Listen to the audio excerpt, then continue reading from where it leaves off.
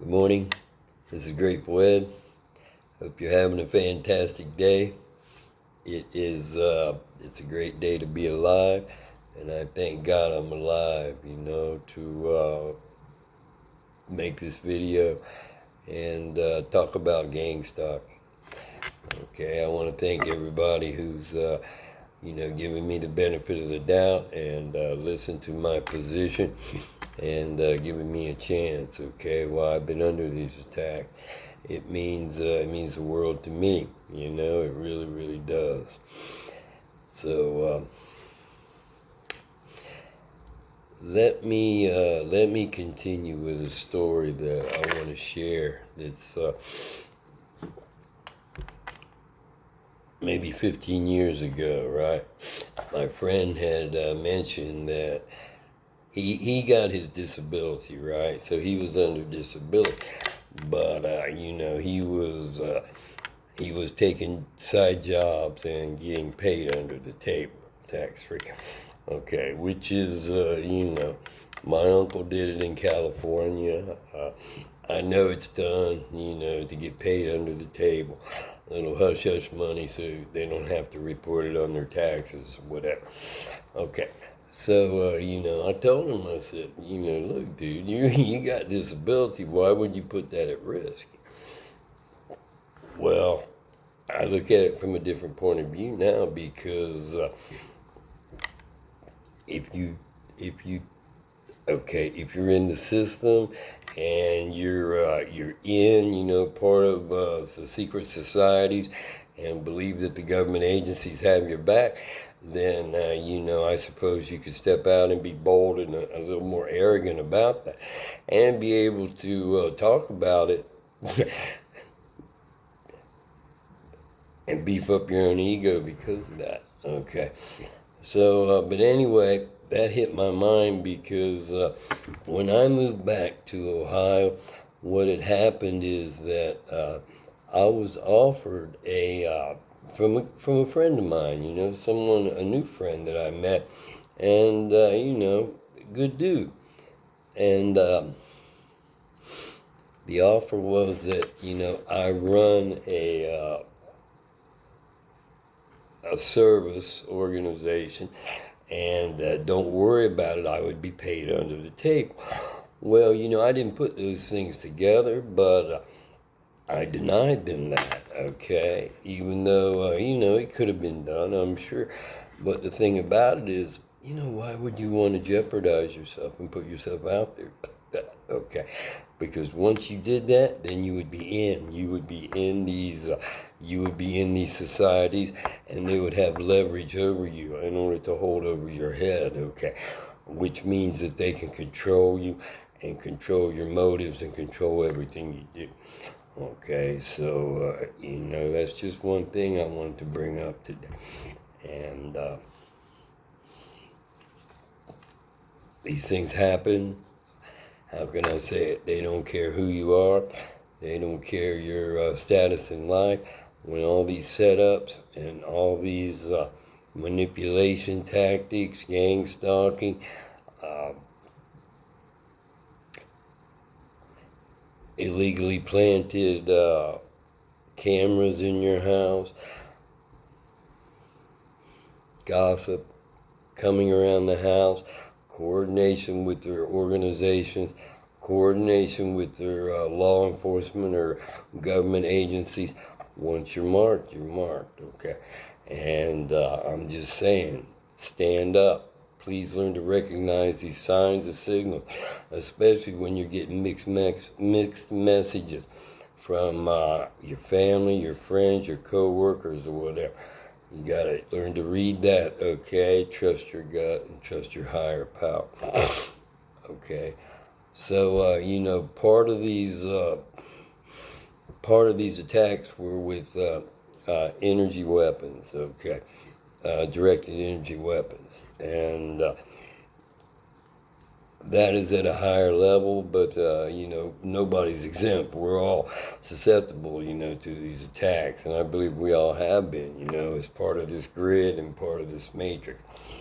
But There was one time when I was getting warnings about not using certain apps, okay, because, anyway, let me tell my story. Um, I was on the phone to my ex-wife Lourdes, okay, and the some of the children that she was with the family she was living with was using these apps.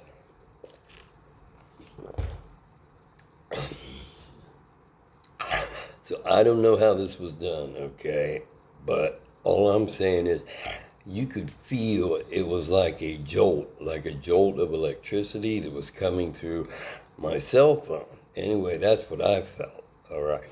And I'd been warned, and I told them, look, don't use that shit. They did it anyway. So, I don't know what the real story is behind that. I understand that the directed energy weapons can only be used from the towers, okay? But there was something in those apps, okay? There was something in those apps that was being used on. Thing about it is that same day, that same day there was, I don't know what kind of surveillance or what this was, but there was a lot of Cessna-like aircraft coming over the house multiple times, multiple runs. Okay, that same day I call it zapped on the phone. So, these attacks are real. Okay, and there's no love lost when it comes to that because they're out to take you, take your life, and take everything about away from you, and you can't let them do that. Okay, I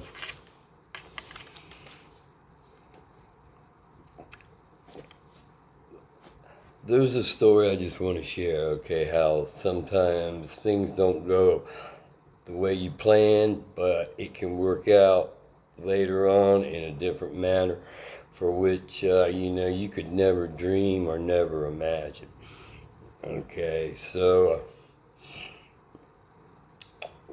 when I left the Philippines and went to Korea, I did it, I did it to get my remote tour out of the way, and also, to have a break from the Philippines and to come back. Okay, there was a whole method to that in order to get back to Clark. Okay, for an extended period because, well, there was a couple reasons. I think they were. The base commander was limiting the time people stayed because, quite frankly, we didn't want to leave. Okay, because life was good back in the 80s and into the 90s. But anyway, get the remote tour out of the way, get a break, and be able to do the follow on tour. And, go on and stay 3 or 4 more years in the Philippines. Okay. So, we went to Korea, and it was. Korea's Korea. It's a year, if it's remote for most people, you're away from your family, and it is, you got to focus up on, what's going on with the work. And, that's just about it, basically. There's other things going on, but they weren't so, how can I say it? They weren't so greatly appealing to me as some of the other folks who've never experienced those things. Um, for example, okay, new people coming in, they're green bean, they're going to take them out on the town and, open up their eyes to this whole new world of Asia and everything that Korea was and has to offer. And because I came from the Philippines, they didn't give me that, So it was no big deal when it comes to that. Anyway, I digress on that. I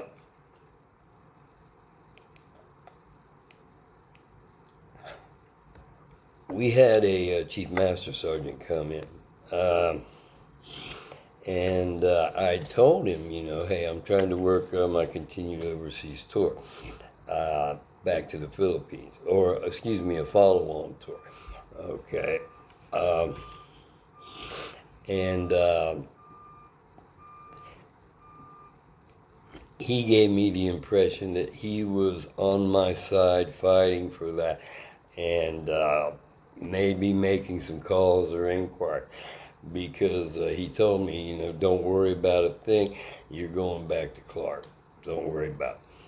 And at the time, I got to admit that, when it came to the Air Force, our manning was, we had a lot of manning positions, okay?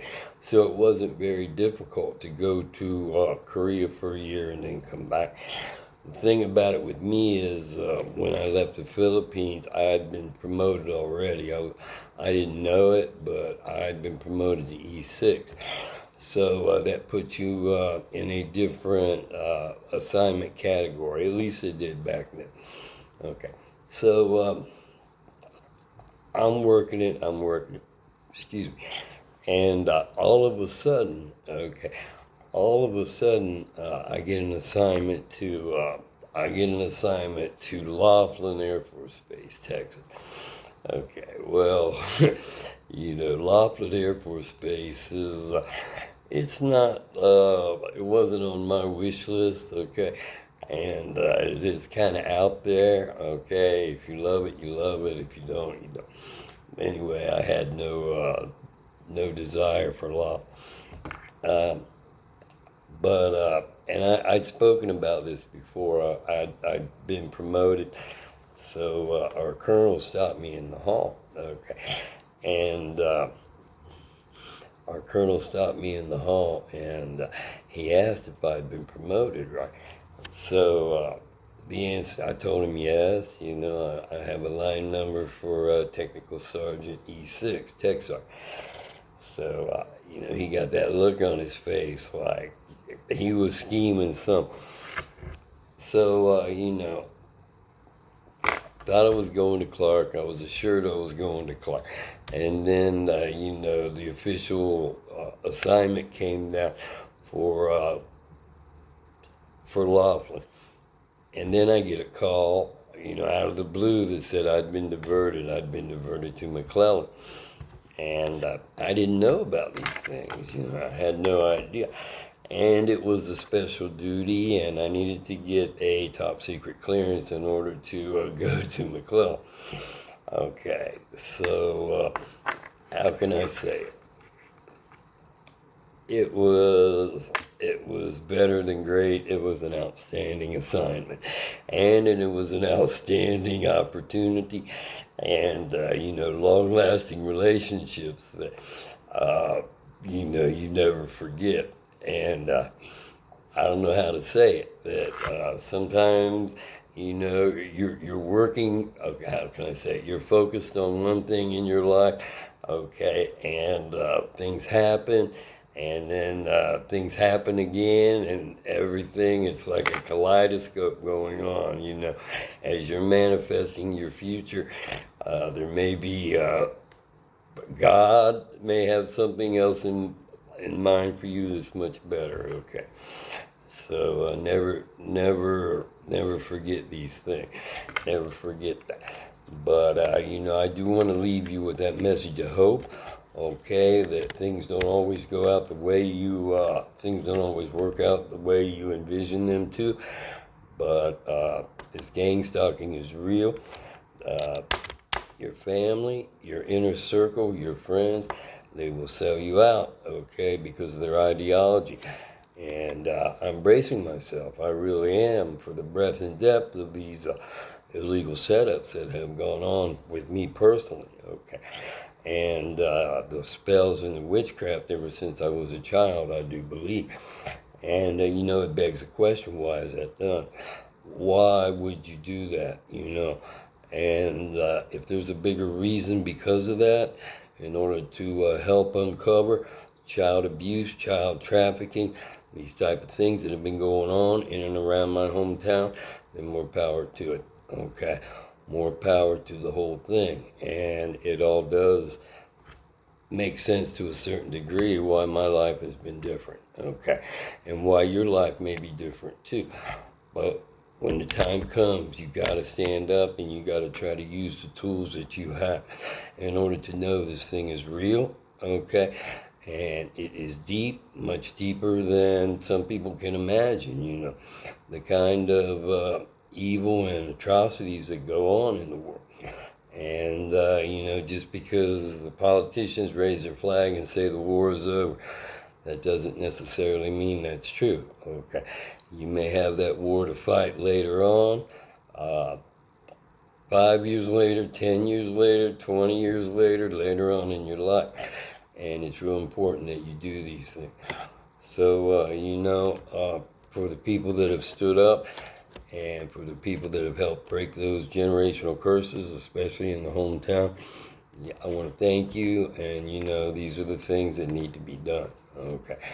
And I guess let me just say also intrinsically that they may have known these things are coming or wish hope upon hope that these things would never come or come back to them and their organization, but that's not the case. Okay. So, if you've done something on a positive note in order to move this mission forward, I thank you very much and I salute you. And if you haven't and you have continued to put out evil, bad thoughts, evil deeds, more schemes, more setups, more phony insurance fraud, that's just off the top of the list. A long list of felonies or, rip-off scams, identity theft, all these things, and you can't stop, then, I can understand that to a certain degree, and I do not condone it, and there's no way that I could, do anything else than, to pray for you. Because this is the time these things are going to come to light. I really do believe that. Trust in yourself, believe in yourself, and, work your way out of these situations with God's help. So I'm going to stop it right there and wish you a great day. Thank you very much. God bless you. God bless America, and keep on keeping on.